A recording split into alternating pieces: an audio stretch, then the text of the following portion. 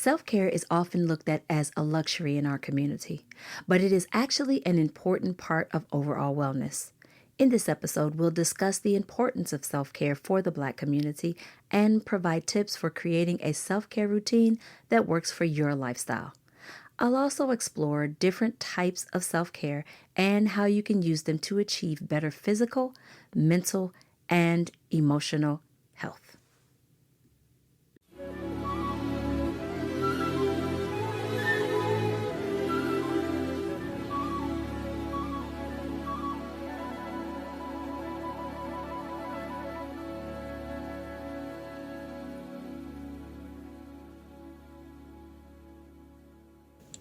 Welcome to the Melanin Wellness Podcast, your go-to destination for all things health, beauty, and empowerment for people of color.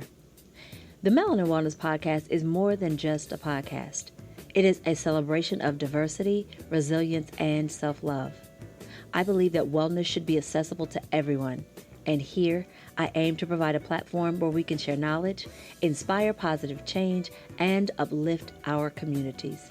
I'm your host, Corey Dunn, and this is the podcast for seekers of knowledge on wellness, and I am thrilled to embark on this journey with you.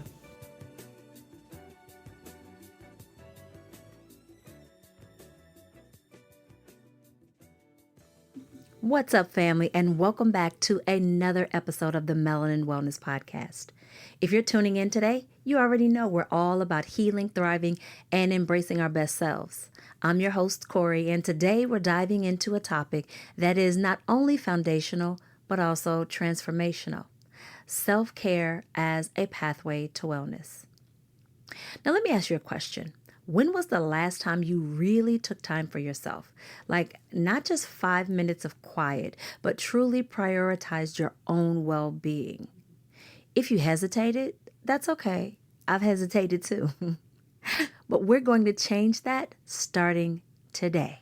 So grab your journal, your tea, or whatever makes you feel comfortable, because this episode is about to be your go-to guide for creating a sustainable self-care regimen to fuel your wellness journey. But before we begin, you all know how we do over here.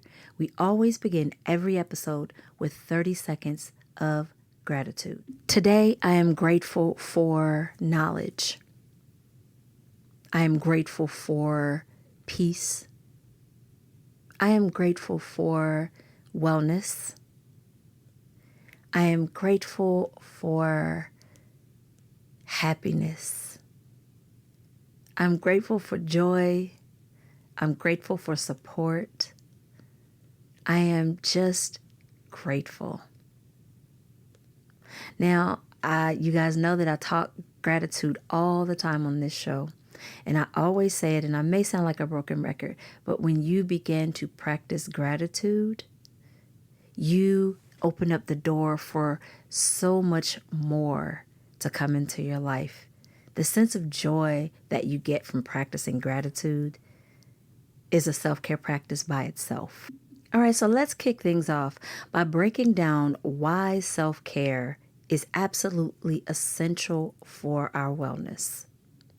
Self-care isn't just about bubble baths and face masks, though. Although, let's be real, those are amazing too. I partaketh in those weekly. And they are an amazing tool. But self-care is about recognizing that you cannot pour from an empty cup. It's about making space for your needs so that you can show up as your best self in every area of your life. Now, we all have so many things going on, and we're always pouring into our jobs, our families, our friendships. But very rarely do we pour into ourselves. And I give the analogy of, would you go out the house with your phone not fully charged? And for most of us, the answer is no. So you have to look at your self-care and well-being in that same fashion. I cannot allow myself to leave the house each day not fully charged. So when you neglect your self-care, it is not just your mental health that takes a hit. It can also impact your physical health, your emotional well-being, and even your relationships. I don't know if you ever paid attention to the times in which you feel the most stress. You begin to have things like headaches, your neck might become stiff and there might be tension in there in your shoulders, in your shoulder blades, your lower back may start to hurt. Some people even start to hurt in their hips. And that's because oftentimes we carry a lot of our emotions in our hips and we don't even realize it. And so stress manifests itself in those ways, as well as in sleep issues, weakened immune systems, or even chronic conditions. And so taking time to recharge, it isn't selfish. It's absolutely necessary, especially for the Black community. Our community is disproportionately affected by chronic illnesses such as diabetes, high blood pressure, and heart disease. And so it is so important for us to recognize the role that stress can play on these diseases. Stress can manifest itself not just as a headache, but it can also manifest as sleep issues, weakened immune systems, or even those chronic conditions I just listed. Have you ever noticed that when you are highly stressed, oftentimes those are the times in which you tend to catch a cold or flu or whatever bug may be floating around at the time? Taking time to recharge is not selfish. It is absolutely necessary in order to maintain your health. Research has shown that self-care improves resilience, lowers our stress levels, and even boosts productivity. And here's the key. Self-care looks different for everyone. It's not a one-size-fits-all. Just like diets or eating plans are not a one-size-fits-all, neither are fitness plans. Nothing is a one-size-fits-all, so it has to be tailored to what works for you. So I guess the real question here is, how can you create a regimen that works for you and your individual lifestyle? So we're about to get into the good stuff. So make sure that you've got your pen and your piece of paper so you can write some of this stuff down. We're going to talk about practical, actionable steps to create a self-care routine that's going to support your overall wellness. And so here's how you do it. So step number 1, you want to assess your needs. First, that is the absolute key. You want to take a moment to reflect on what areas of your life you feel neglected. So is it your physical health? Is it your mental peace? Is it your social connections? Is it your nutrition? Write these down. This step is crucial because your self-care regimen should address your unique needs.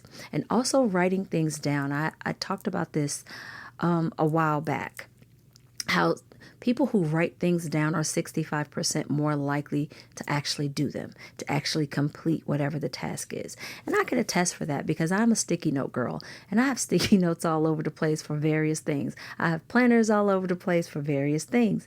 And I noticed that the things that I write down, I am more likely to complete. I am less likely to forget.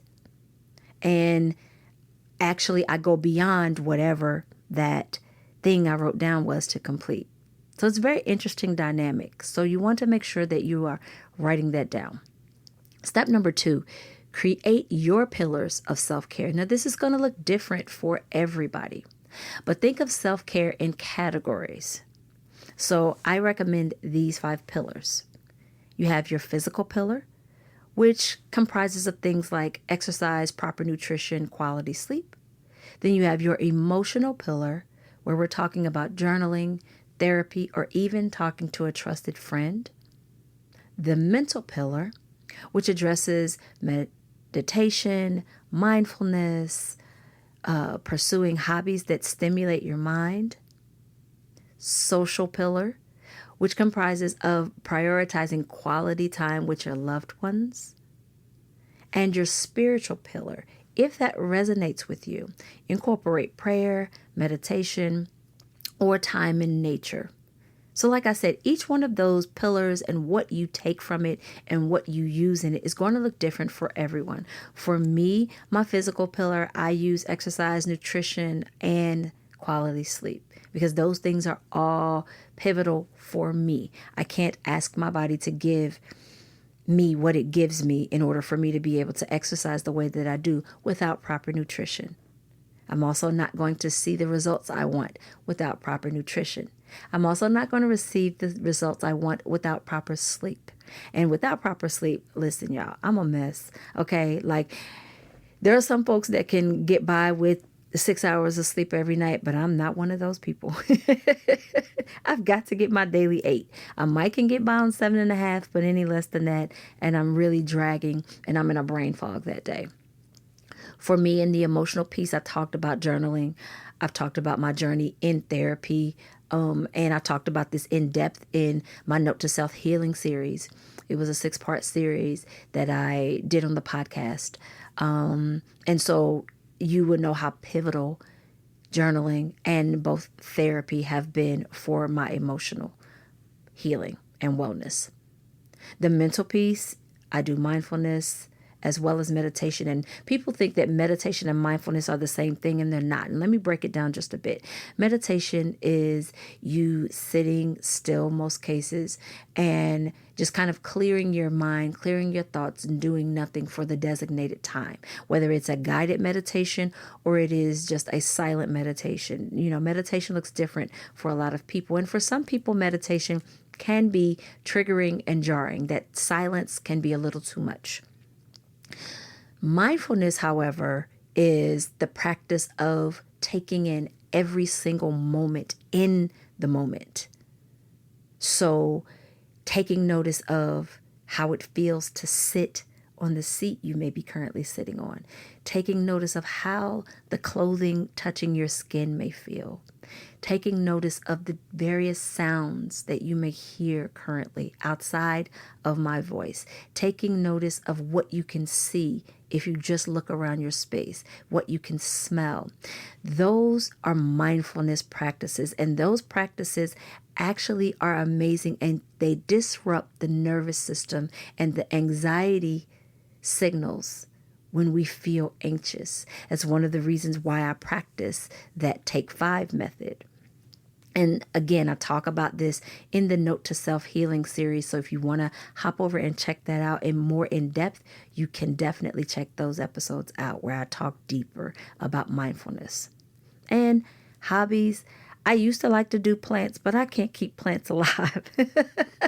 So I decided that I was going to take up crocheting. Crocheting is something that came into my life after the passing of my grandmother. And I talk more in depth about that in other episodes as well. But those things stimulate my mind, and they also relax me at the same time. The social piece, I spend a lot of time with my family. And since becoming a content creator, that has become very difficult because it feels like I'm always creating content, whether it's for the show or for social media platforms that I'm on. So I had to rearrange my schedule to make sure that the weekends belong to my family. My family is so busy and we have so much going on. Anytime that I get to spend just hanging out with them, baking cookies and playing video games and playing card games and laughing and joking and playing around and teasing each other, I'm taking it. And the spiritual piece, again, for me, spending time in nature is absolutely critical. Like just going outside and standing outside, even when it's cold. Now, I know y'all, it's been really cold where I am. Like nobody wants to go outside in 9-degree weather. But just a few moments outside, taking in that crisp, cool air, it can do wonders for your mental clarity. Now, I talked about a lot right there in number 2. So we're going to get over to number 3. Remember to start small so that you can build consistency. Now, I have talked about this, and I am going to be releasing a podcast episode where I talk specifically about building consistency. You do not have to overhaul your entire life overnight. I just talked to one of my sons about this because, he decided that he wanted to take on a different training method for his boxing career. And I told him you can't overhaul everything overnight because that's the fastest way to quit. And that is usually what happens when we run into a new year, as many of us have done before. Run into a new year and we start off this new year, new me. And you decide to jump into these rigorous fitness regimens and these extreme diets. And they are such a polar opposite of what we're doing, of what we've been doing, that it's almost a shock to our systems, and we cannot maintain that sudden change. So that's why I say to start small. Start with 10 minutes a day that you are dedicating to one of the pillars of your self-care. Maybe that's a quick morning stretch or journaling before bed so that you can release your thoughts and feelings before you close your eyes so you can get good sleep. No matter what that look like, the key here is going to be consistency, though. Consistently doing it. That's why you can start with something as short as 10 minutes. And you'll notice that it'll start to build over time organically. Small steps lead to big changes. Number 4, schedule it. I know that sometimes it may feel like, well, gosh, I've got enough schedules as it is. I get it. But you have to treat your self-care like an unbreakable appointment. The same way that showing up for work on time every day is an unbreakable appointment. The same way that making sure that dinner is on the table each day at a certain time is an unbreakable appointment. Like various things, paying your bills on time, that's an unbreakable appointment. So put it on your calendar, set reminders, put up sticky notes, write it in a planner, whatever you need to do to honor your self-care time as you would any other commitment. This helps reinforce that your well-being matters. That reinforces it to you and it reinforces it to others. Because remember, we teach other people how to treat us by how we treat us. Number 5, stay flexible. Listen, life is going to happen. Life be life, and we know that. And that's okay. If you miss a day of self-care, don't beat yourself up. Just adjust your routine as needed.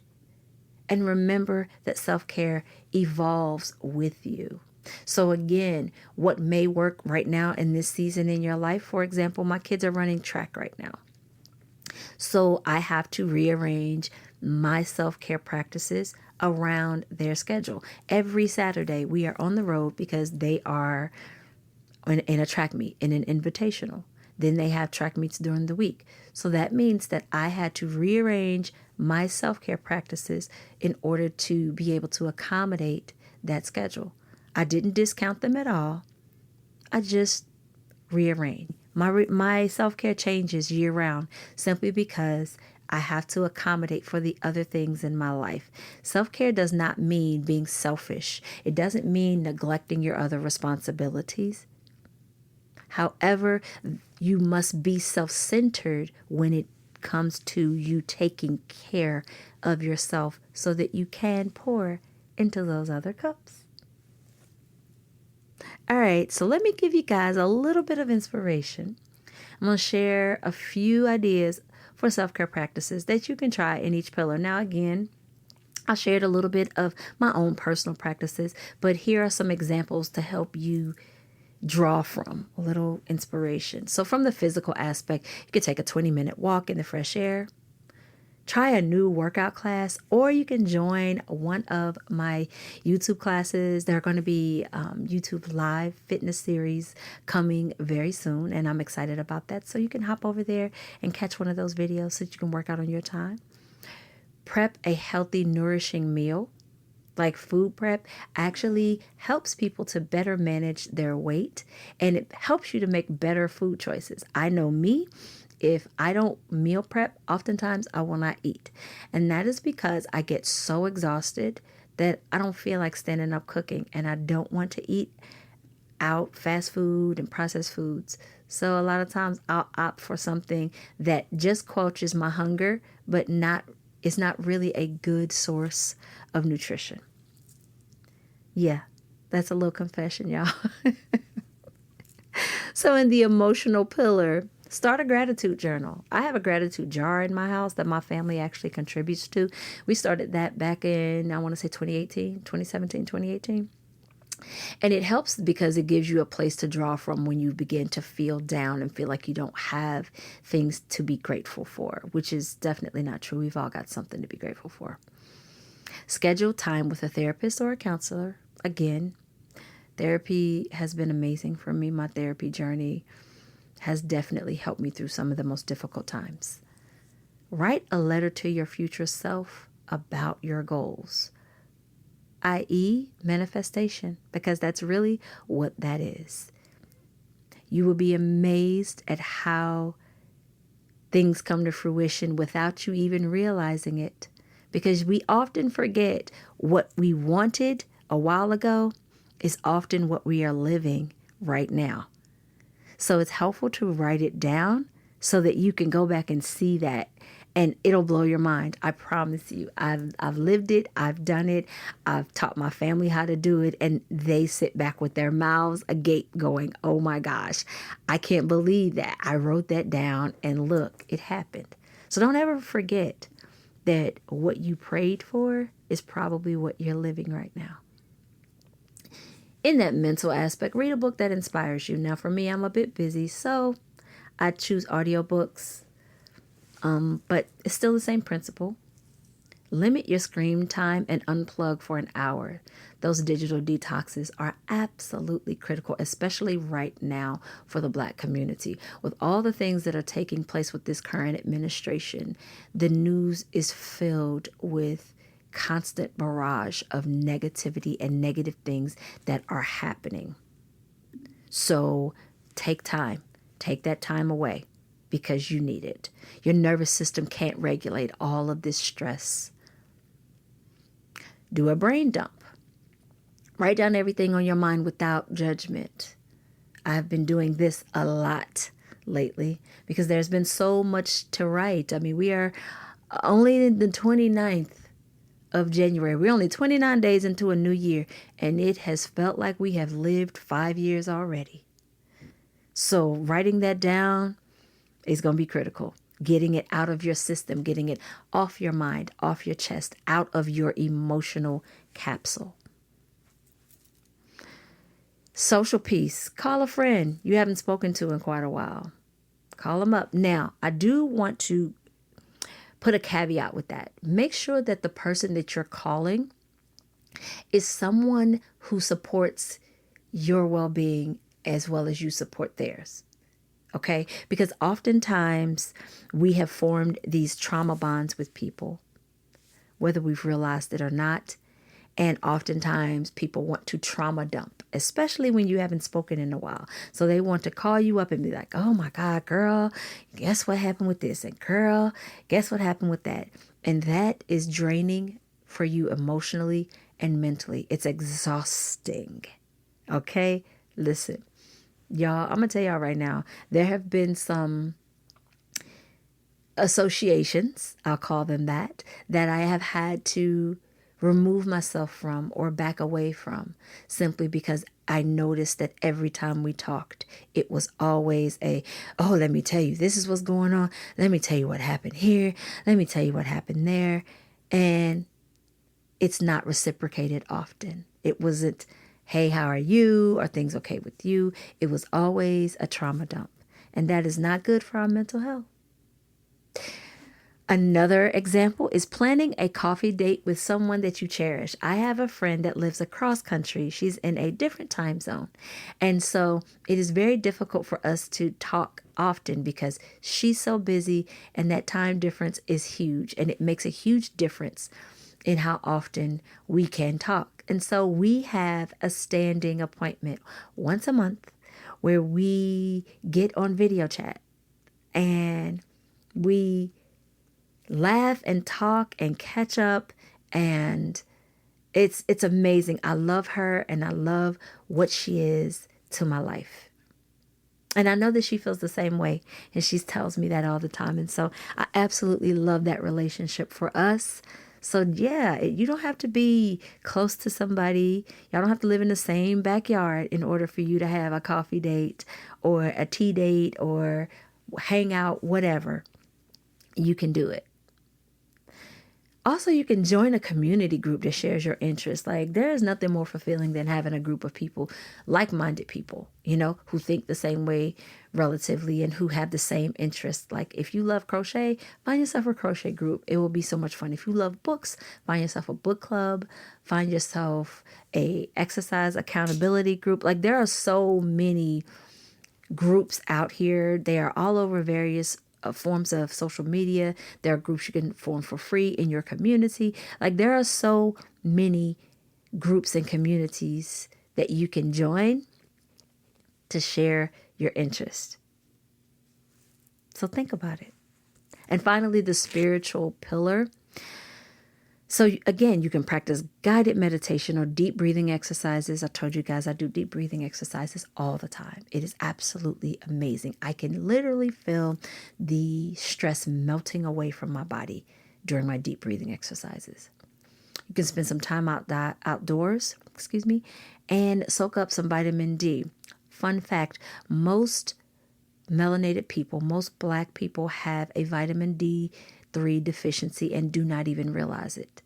That is because the beautiful melanin in our skin often blocks the sun's rays that gives us that vitamin D. So make sure that you are stepping outside to get you some of that, as much as you can take in, but also a vitamin D supplement might not be a bad idea. But as always, consult your physician before you begin doing anything like that. But, you can notice how a vitamin D deficiency can really affect you. It can cause fatigue, extreme fatigue. And again, I will get into that in a whole nother episode because I definitely want to talk about that because it is so important. And we would think that we wouldn't have that issue because of our beautiful melanated skin, but it's just the opposite. You can also light a candle and reflect on your intentions for the day. You can grab your Bibles if that's what you're into and you pray. Everybody, this looks different for everybody, and there's no judgment here.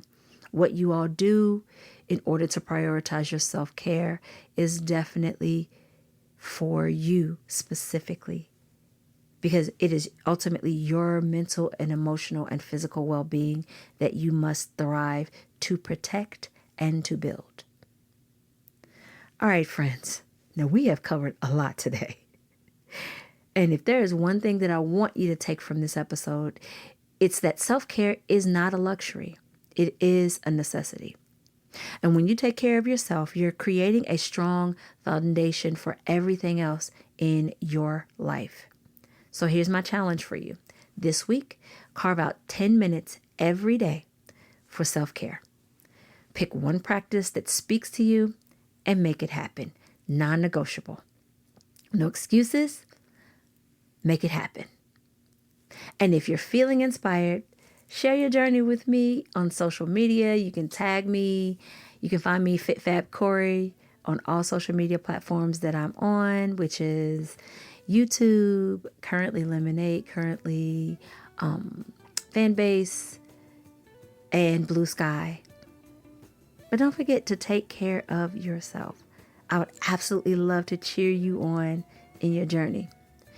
Remember, you're worthy of the time and effort that it takes to nurture your overall well-being. So go ahead, pour into yourself, and watch how your life will begin to thrive. Thank you so much for tuning in to another episode of the Melanin Wellness Podcast. Don't forget to subscribe, leave a 5-star review wherever you listen to your podcast, be it Apple Podcast, Spotify, wherever you listen, and share this episode with someone who needs it. And until next time, take care of yourself and keep shining.